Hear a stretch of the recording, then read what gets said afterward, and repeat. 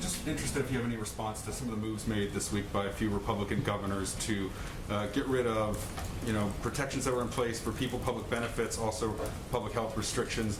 basically sending the message that the pandemic is over, and sort of criticizing Washington, the CDC, the bureaucrats, as Ron DeSantis put it, for telling people they still need to wear masks indoors,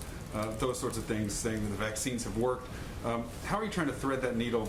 by celebrating the progress of all the people who have been vaccinated and keeping these things in place, and also trying to keep people from viewing this through a political lens? Any outreach to any of these Republican state officials about the message they're sending, and any response to them from the podium? Sure. Well, first,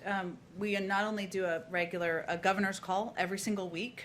with governors from across the country, from red states and blue states, to talk about implementation, any changes we're making to allocations, as we talked about just yesterday. But we also have regular engagement with governors and local officials about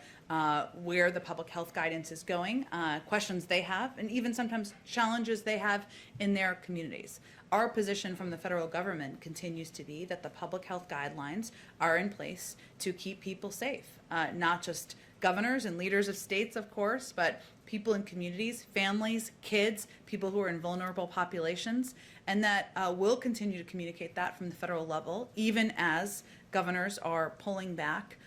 their implementation in some places where it might be premature.